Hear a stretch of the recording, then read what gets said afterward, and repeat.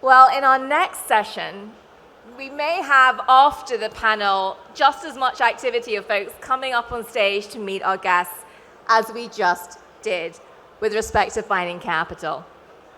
We've had a lot of conversation today about artificial intelligence and what it means for the creative industries. We heard that in the conversation with Pixar. We've heard it throughout the day. So for this next session, I am absolutely thrilled to welcome 3 creatives to talk about what is really happening in practice with a spotlight in Africa. We have an actor, a musician, a songwriter, a stylist to highlight how tech is changing the landscape for their creative minds and talk about how investments in entertainment and music talents can unlock opportunities for growth as much as, of course, there are challenges. So let's welcome to the stage our moderator and our guests. Let's welcome Martina Fuchs, journalist of the Xinhua news agency. Good afternoon, everyone. Let's welcome Swanky Jerry, our celebrity fashion stylist. Swanky in the building. Yeah, hi Swanky, good to see you, hello. Let's welcome Timini Egbuson, actor, top grossing 2023 movie, A Tribe. Welcome, hello. And finally, let's welcome SL, the DJ. Hello SL, woo! Martina, over to you. Thank you so much for this wonderful introduction. It's great to be here and talk music and Afrobeats and African creative industries in general. It's about time that you land here. Thank you so much for being with us. My opening question is, why did it take so long for the world to realize that Africa, in terms of music and arts, is just like the most amazing place on the planet? Let me start with you over there. Good afternoon, ladies and gentlemen. My name is Swanky Jerry. I'm a fashion stylist for over a decade and a PR consultant. I feel like, the world is watching Africa right now, and what better time is there for us to all connect and collaborate? Collaboration is the biggest and the fastest way to accomplish anything. So we're definitely open to collaboration. Rise and shine, definitely, and we see that in your outfits as well. I love it. What a fashion statement. Thank you. Timini. Hello. Yes, I think at the end of the day, the time is happening now, and it's the best thing. A lot of times in the past, the talent has been in Nigeria and has been in Africa, but we haven't had adequate funding, hadn't been there. So it's like competing on a scale where the funding is times 100. Right now, more people are looking into Africa and are seeing the potentials in Africa, so there's a little bit more funding, and that's why it's starting to seem like, there's a bit more traction coming. Now is not the time for investors and possible sponsors to, even put more of their weight back into the continent, and then you can see the raw talent that can come out of it and the raw possibilities. SL? Like they rightly said, the time is now, and I think the major challenges that have affected us is leadership, insecurity as well. Security challenges in certain parts of Africa that has scared investors away. But now you can see that most investors are really interested in Africa now. They feel, yes, it's a fertile ground for investment. Yeah. You mentioned investments, and finally giants like Netflix and Universal Music Group and so on are opening funds as well and really tapping into the continent too. We of course have amazing Afrobeat stars, for example, like Ira Star and Wizkid and Burna Boy, and I'm also a little bit of a hobby DJ like you, SL, and love playing and performing Afrobeats, and I think the reaction is amazing. What is your outlook for the music industry, for the African wave in specific, SL? Do you think it's just the beginning? Do you think we have reached, a climax point, or is there much, much, much more room to growth? Because many of them just come from Nigeria at this point. Well, we've not even scratched the surface. To think that you're mentioning the likes of Burna Boy, Rema, Star, there are so many gems that haven't been discovered. So I feel like this is just our starting point. You know, there's so many talents all across Africa that haven't been developed, that haven't been even found. So, and I feel like there's just so much room for growth, you know, when it comes to Afrobeats or African music. From music to the movie industry, and Nigeria is also known, AKA by Nollywood. You have been a movie producer, but just artist in general, and fashion designer, and so on, Timini, for many years. It's amazing to see you grow on Instagram as well. I'm a big fan of your work. How do you see the future of the creative industries in Nigeria? Yeah, you know, you mentioned, thank you for that question. You mentioned Wizkid and Davido and Burna Boy. Those were the first people that foreign investors and the world in general took a chance on. And because of that, you know, they've opened up the whole music space, and everybody around the world is interested in Afrobeats. It's music and movies go hand in hand everywhere else in the world. So this is the time now. I mean, there's Netflix, there's Amazon Prime. If you go on Netflix, I'm probably in maybe 20 movies out there, Prime as well, you know. But there's more possibilities. So this is the time for wise investors to come into Africa and look into the movies as well. You know, everybody, the music is.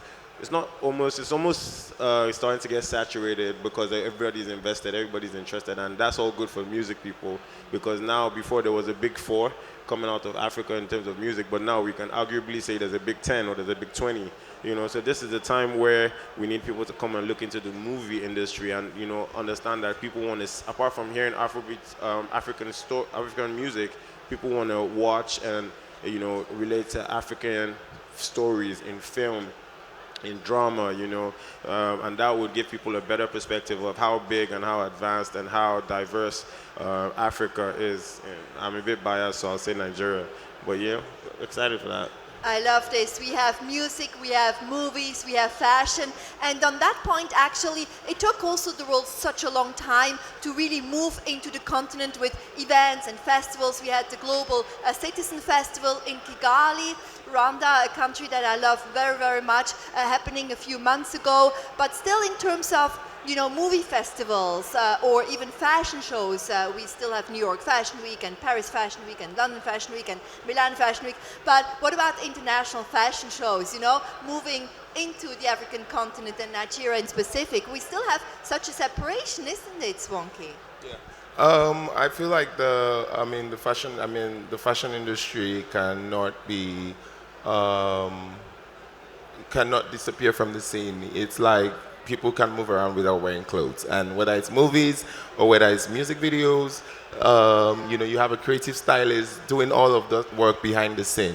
And for Fashion Week, I feel like the world has not really focused on African Fashion Week, which we need to actually focus on, because I mean the culture needs to be projected globally, which is what I constantly do on my show on Netflix. I make sure that I am always represented in my culture, and the culture is extremely rich. So I think this is a time for us to actually focus on fashion in Africa. Absolutely. Do you think it should come from the grassroots level, from the African continent, or should it be like we had, for example, this example with the Recording Academy and the Grammy Awards, you know, finally coming up with a category African music? Should it come like, you know, bottom up or bottom down, SL? Well, I think it's long overdue because as a Nigerian, I'm speaking as a Nigerian now, one of our major export, aside crude oil, is the music, you know. So I think it's long overdue that the Grammys have finally recognized an African category, you know. So I think for me, it can only get better from there. Yeah, trust me. You see so much exponential growth, Timini, on your social media platforms. Do you think that this is really the way to grow? Or do you think that there should really be more investments? Because, for example, I saw a report by PwC which said that Africa's entertainment market will grow by 15% annually from 2020 to 2025 to reach 4.6 billion US dollars. That's a huge number.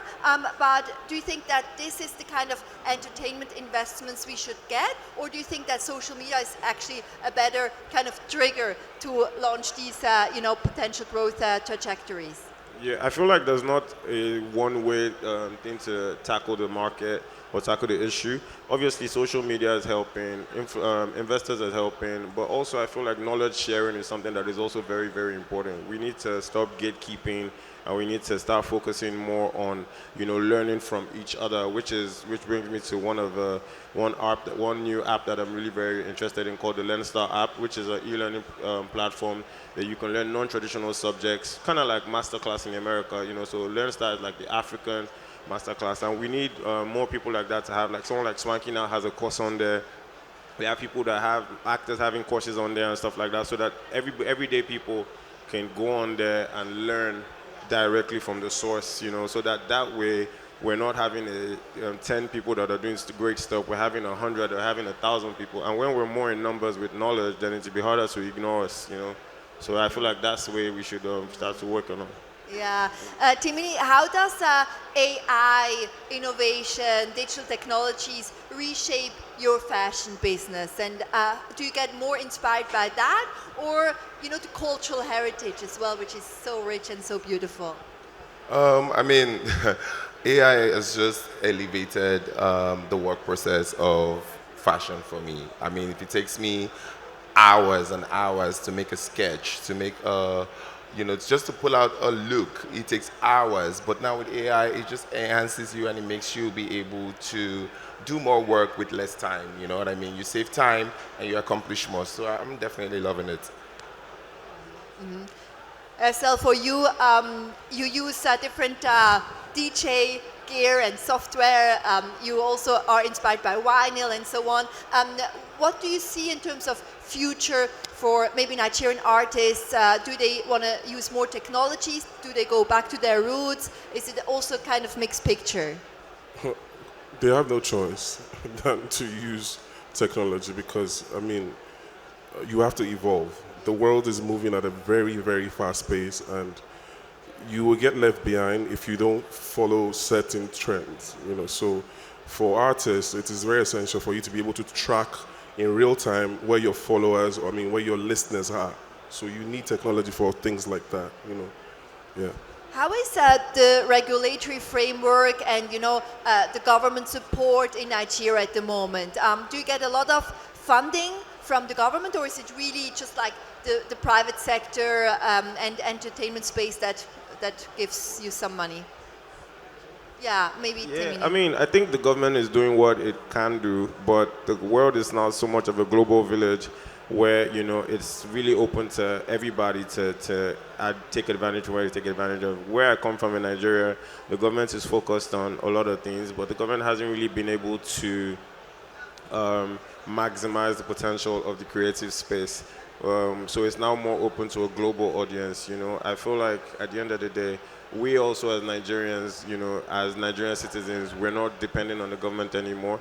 It's a thing where we've decided to take things into our own hands, and that's why you see people like us in places like this trying to, get the best from what we can get and let people understand that we're not as backwards as it may seem, And it's amazing that you are here and really speaking to global audiences as well, so opening so many new doors of funding and fundraising as well, because even labels like Sony, right? You would think that they have finally discovered, the opportunities on the continent as well, but I read that only 10 million US dollars have been allocated on the continent in terms of startup money for African early stage, firms. So that is definitely not enough. How would you hope that this whole, business landscape and investment horizon is going to open up Swanky for you? You know, what kind of funding would you like to see going forward? For me, I feel like we definitely would appreciate the funding for the fashion space and the creative space in general, because there's so many young, talented people that need to be showcased to the world, you know. So definitely open to, I mean, I have a masterclass on LearnStar app where I am teaching and empowering young, talented, creative people.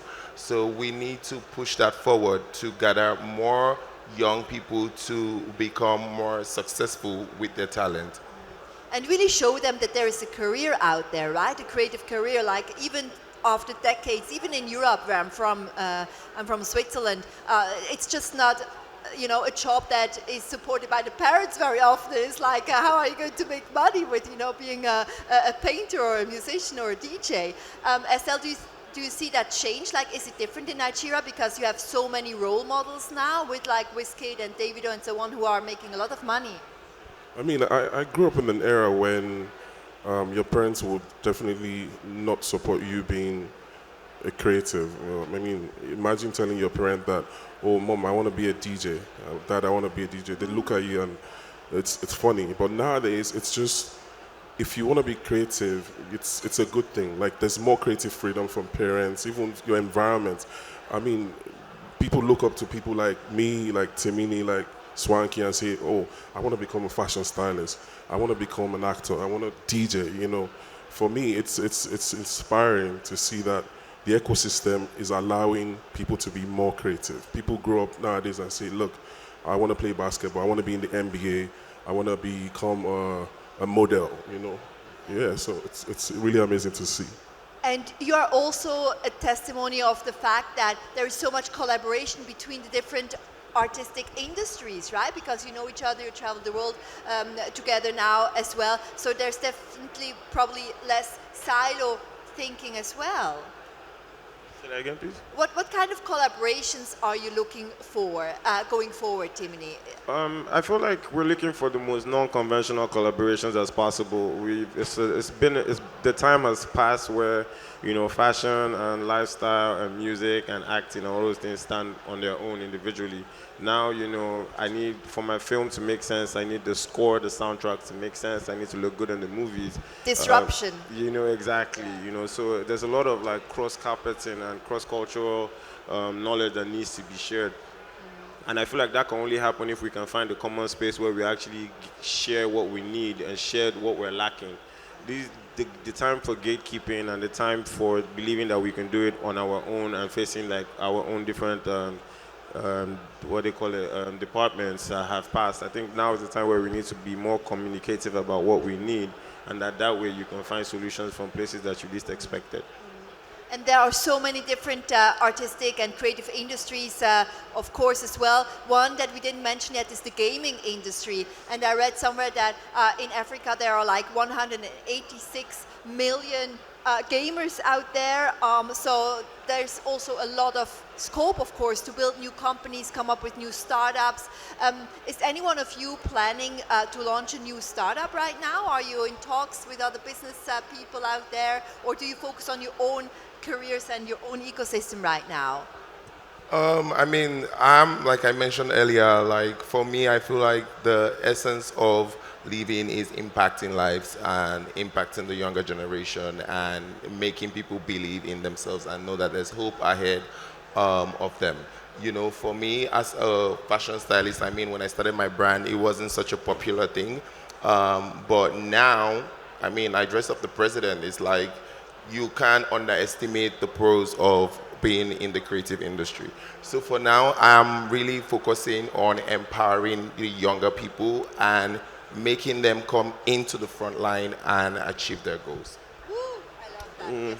And if I could add to that, I'm not really focusing on starting any startup, but there's a startup that I'm endorsed by, which is LearnStar, which is very important because there's a whole group of young people in Africa, in Nigeria, that want me to mentor them, that want me to teach them but it's not really possible because like at the end of the day, I can't have one-on-one conversations with all of these people. But an app like Lendstar, which, gives me the opportunity to record my masterclass and allow them just, access it whenever they can at their own convenience, is definitely a step in the right direction. I'm open to, talking to more startups that are, that can actually push the agenda forward, and I'm hoping to see that. That's why I'm here as well. This is so important, mentorship, and it's always reverse mentorship because we can learn so much from the young kids out there as well around the world. And it's really all about impact, right? Because this is what kind of legacy we can leave behind and how we can really create purpose for everyone and work together much more. I work very closely in music also with Major, who is into sound healing frequencies. We're planting seeds around the world with frequency schools, young people having issues with their mental health and well-being, and sound healing frequencies can trigger a lot of different issues, positive impact as well. So hopefully we can work together. And I know that you're very reachable on social media as well, maybe DM, so the people in the audience hopefully can reach out to you and talk about collaborations and cooperation as well. What kind of vision do you have with your respective work for the future, Estelle? Where do you want to go with your DJing, with the music, across cultures and across boundaries? I want to say a big shout out to Lendstar for making this possible, because they made Morocco possible. Now I'm here in Dubai. I don't know where the world is taking us, but I mean, as you've said, for me, it's just breaking boundaries with music, I want to play on major stages around the world. I mean, I've been to India for the first time, 3 cities, and it's so amazing to see the crowd listen to African music, So for me, creating a borderless Africa through music, basically, one of our major limitations is the color of our passport. You want to apply for a visa to go to, to be in Dubai, there's a lot of bottleneck to it. I want to see a situation where you're not defined by the color of your passport. You're given access. It's what you have upstairs that defines you, Great point. I think UAE has done a wonderful job with that, and then even China. You wouldn't expect this, but a lot of nationalities don't need a visa for China anymore. But we need to have the same reciprocity, of course, with all the countries in the world. And why in 2024 we still need passports, right? Timini, what is your vision for the future? For me, I feel like the way musicians, shout out to David, Wizkid and all of that, the way they've been able to export themselves and just be musicians anywhere in the world, I'm looking for a time where a lot of young people out in Ujolegba, in the hood where I come from, can just, be actors or be musicians, not bound to where they're from, So without any restrictions, I wish from Lagos I can star in the biggest movies coming out of Africa, because it only makes sense, Nigerians are everywhere you go in the world, and we have a large audience. So if you put a popular Nigerian in your project, you already have automatic eyes coming. I'm not going to go to LA and audition from the grassroots, because I'm the biggest actor in my country. So I'm looking for a time where we'll be appreciated, and I'll be able to work hand in hand with anybody else, with the Damson Idrises and the Denzel Washingtons of the world. From Lagos to the world, absolutely. Let's do it. Swanky, what is your dream? For me, I'm just all about increasing the number of people that I am impacting their lives. So I'm definitely up to level up the numbers of the younger people, the people who look up to me, to just go and chase their dreams. So the more impact I make, the happier I am. Let's start a global movement, right? Amazing. I would like to talk also about, international investments a little bit. We talked about Sony, Universal, Netflix, and so on. If I am an international investor, right, where should I look in the Nigerian creative space right now? Well, it's a great question that you asked, because I worked at a record label for 6 years, called Maven Records. I'm sure you people know Maven Records, founded by Don Jazzy. And while I was working there, they got VC funding from an investment company in DC called Kupanda Capitals. It would be great to see that companies like that have opened up, the space for companies, more startups to get investment funding from, VC companies. What you said about Sony I think is a very, very great innovation. I feel those kind of funds would help startups, achieve their dreams. Yeah. There was also, I think, Prosper Africa, a US government initiative recently. It still feels that it's very scattered, right? Not very unified as well. For you, Timini, where would you like to see more investment? In which areas? I think investment is coming in, we can see, and it's showing in the quality of work and quality of ideas that are coming out of Africa. But I just think that the investors need to be more intentional with where they're putting the money. It's just you don't want to mark Africa off the list and just throw the money out there. You need to come and create strongholds. You need to come and actually establish and do the groundwork so that you're sure that the money is going to the right people, and you're also sure that the money is doing what it's intended to do.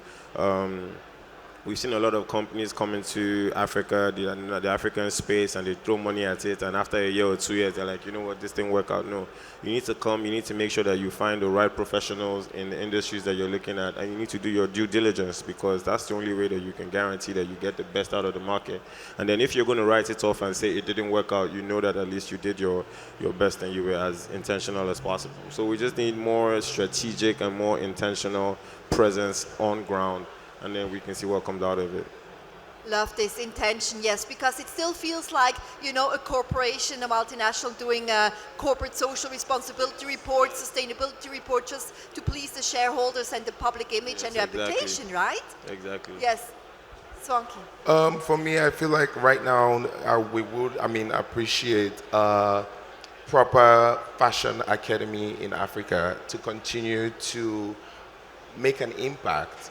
For me, my whole essence as a human being is to continue to make impact. So a fashion academy that is fully established and fully equipped would definitely go a long way in enhancing the younger generation and just making people progress forward. Now, you're all from Nigeria, but obviously the continent has more than 40 countries. So where else do you look for inspiration? Is it South Africa, East Africa? Every country is like a universe. It's so beautiful. You draw inspiration from everywhere. The entire continent is a beautiful place. I spend half of my time in South Africa filming during production. It's just, Tanzania, Uganda, Kenya. The continent is it's just rich in culture. Yeah. It's too much. So you definitely draw inspiration from everywhere in Africa.